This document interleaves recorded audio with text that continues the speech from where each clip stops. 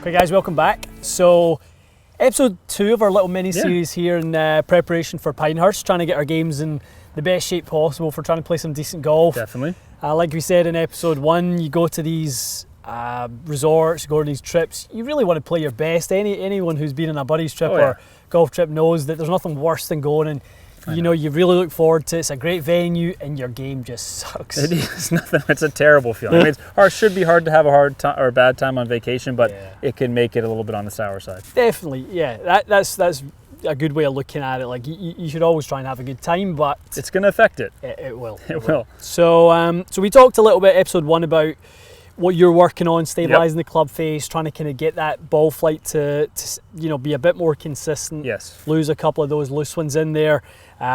So for me, Matty boy, that focus kind of going into Pinehurst is going to be with the wedges. The wedges. Love it. So you had mentioned to me a couple times that you felt you were getting kind of poor contact on the course a lot of the time with a partial shot. Is that fair to say? Yeah, I think anytime I was hitting really any club, but wedges I think was because it's the shortest club, the most vertical. I was really getting some really steep bad contacts. Really was having a hard time regulating distance. But it would be through the rest of my game. Anytime I tried to hit a less than full shot, I was having a hard time. Okay, gotcha. So just that kind of steepness of the shaft playing in the way down, that very, toe down dynamic lie angle. So we're gonna try to get you closer to zero. It doesn't have to be zero, obviously. And then obviously down a little bit. Your angle of attack, you might want to shallow it out a degree or two as well. It well. would be nice, ideally. Yeah. I mean, I think when I'm in the bay, it doesn't feel like there's much consequence there. So even the steeper ones, I do notice there's some steeper ones. It doesn't bother me. Yeah, it doesn't really affect the outcome as much, does it? But when you've got some soggy turf or some tight turf or something. This will be a good example because it's really nice turf here, but it's very sand based. It is, so if you chunk one, it doesn't. Well, I chunked one in our 14 club challenge, and that ball didn't go anywhere. Yeah. So we're going to run through that a little bit, and we can talk a little bit about some of the things I'm trying to do to get those changes in effect. So what wedge is that? 56. Okay, so why don't you just give us a couple of stock ones? Don't give it too much thought. Let's see roughly what's been going on. Okay. And then we can start to move that delivery around a bit. So the first yardage would be a kind of bit of a nightmare yardage. Would be this guy here? Yeah, 70 yards. 70 yards, okay. Not ideal. Club choice is good though, so you usually play the 56 at that yardage. Yeah, I'm not much of a 60 guy when it comes to this. First we'll look at the dynamic lie. So we're 2.5 degrees toe down into the ground. Yep. And quite steep, so we're 8 or 9 degrees down. It's kind of where you've been? 9.2, I mean that's definitely on the steeper side for sure. Yep. There it is.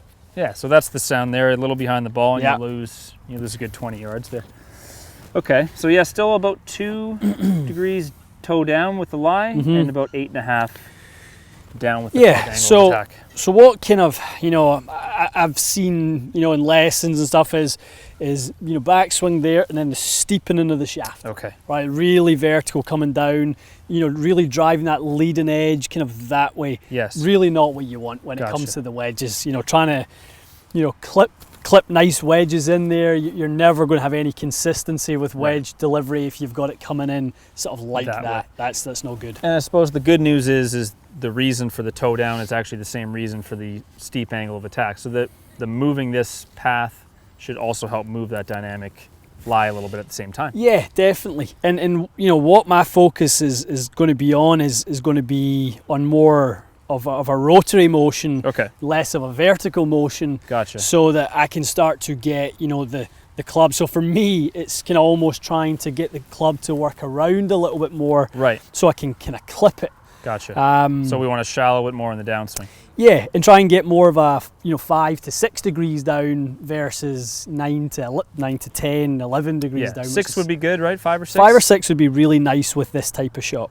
So it's I mean, a lot of people will kind of probably see it as the kind of Matt Wolf motion. Absolutely. There's definitely a bit of even Jim Furyk to that rerouting. And it's sort of the contrary forces. So the more kind of out and up you're naturally going to do the opposite in the back in the downswing. So rather than my tendency, which is to go there in the backswing, which is the elbow moves that way, shaft steepens, then cover it that way. So we're kind of going a little bit more there, shaft vertical, and then it's really actually it's not the arms working behind. It's actually just rerouting it a little bit with the hands. Okay. So it's really not doing anything with the arms. Interesting. So your elbow stays in a similar position. And that's the idea. The elbow stays in front of the ribs, and as you kind of turn through, you get that kind of nice, brush of the grass versus a very steep divot. Okay, well, let's try one. Interesting. So totally different sort of. Yeah, so better. So you're under 8 now in the angle attack. Still a little toe down. Yeah, so 1.5, but you're moving in the right direction. Okay. Let's see that again. That looked nice. A little bit in the bottom groove. So definitely a difference in the where the contact's occurring. Yes. Which is going to take a little bit to get used to. That was much less out to in, and that was actually 0.3 up.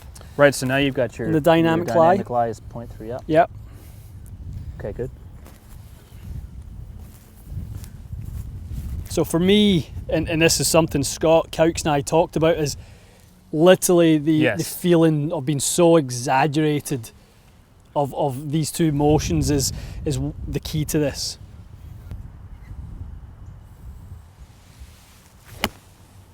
That looked really nice. Yeah, nice. Even the contact sounded like you got a little bit of a divot, but not too steep. Definitely. So now you're under 1 degree toe down there, which is much better. And there you go. So 6.9 angle attack. So you're quite a bit closer to where you want to be then. Yeah, moving in that kind of right direction. To be honest, some strikes were moving a little heel side for a while there. Okay. Which was getting a little scary for the hosel. So I think that was again this motion throwing the club, out that way. The mass is moving there rather than behind, and then rotating. So when it moves out, then that's why you were catching the heel. That's why I was catching way too much of the heel, kind of moving almost into it a little bit. Okay, so let's see exaggerate this even more. Let's see how far, because I'm thinking ideally you'd want to see some in your rehearsal and your practice. You'd want to see some almost quite shallow toe up ones. Yeah. To give yourself an extreme feeling of it, and then find the middle on the golf course? Definitely, definitely. Nice. Yeah, it's funny when I watch it from back here, that just looked like a really nice motion. I'm sure it feels like a huge exaggeration, but it actually, definitely does. It really just looks like looks like you're in a nice plane back and through. And so there you that's your best one by far. Yeah. So you're only 4.8 degrees down. You can kind of hear that, see the divot that came out of that one was more of a brush of the turf rather than thinner part there. Some of these are definitely on the steeper end. So that looked great. Curious what those numbers were like. That looks really good. Yeah, so that was. So look at your lie angle there. Yeah, 1-1 up. That's really interesting. So we've seen your lie now as much as 1 degree toe up, which is about a 3 degree difference from where you started.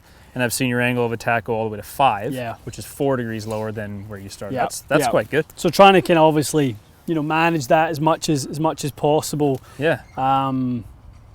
Is what hopefully will really help. I like the look of that. As I said, when I post this video, you'll watch it. I think the one I said to you just looked kind of very neutral. Yeah. It was still good numbers, but I think you'll see there's room for more exaggeration. Yeah. And then that last one where you really felt it lay down, that was by far your best rep. Well, what's going to be good once we kind of get deeper down this is like these kind of feels, there's going to be some better flow to it and things like that. It's a bit like probably what you feel like when you've got the hanger on versus off. Absolutely. It's trying to kind of, get some rhythm and motion to that. Absolutely, yeah. It can feel a little bit like you're doing it in pieces, and then it's like, but you're right, once you get the flow of that, then the contact will start to come, and a little confidence come with that. Definitely. And that's something Scott and I talked a lot about why we're going with this pattern, is because, when the club ute goes up that way, you're actually really, when the club is in its own free fall, you're in constant motion. So rather than working sort of that way and that way, which is kind of on plane, if you like, in a more traditional sense, right?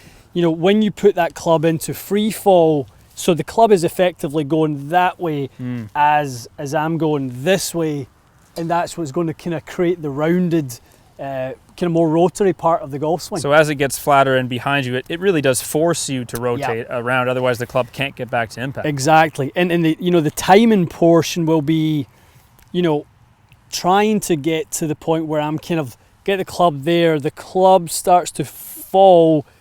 And as I start this kind of downswing with the body, then you couple that all together, and then you've got that kind of really nice kind of rhythm and tempo to it.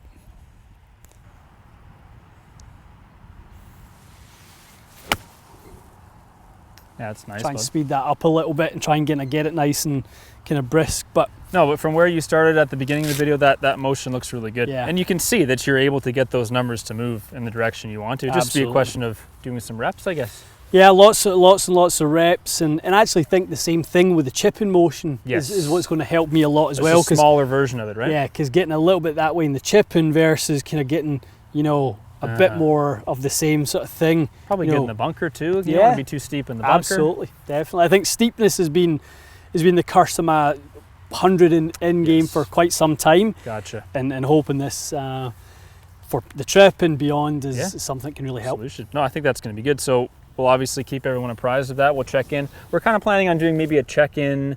What are we now? We're September 13th? 13th, yeah. So maybe we can check in. Or something like that? Yeah, the week before Pinehurst, maybe we check in about how these two projects have gone for both of us. Me more working on the full swing, you more working on the wedge swing. For sure. And we do have maybe some other stuff we might squeeze in about some putting, because I haven't been making very many putts. Yeah, we're talking about some putting, maybe even some equipment revisions perhaps for yourself. Yep, that may happen as well. So yeah, more to come, but this is good. We're getting excited for taking off. Yeah, I mean, you guys will, obviously be, what it's like going on these types of trips. You do get excited about it. So it's coming fast. It's been a while since either of us have had a golf trip. It's been since we were in Orlando, and that's not really a golf trip, it's more of a work trip. I know. Playing golf a bit. Okay, stay tuned for more, guys. There'll be a few more episodes coming in the preparation for Pinehurst series, and we'll see you again soon.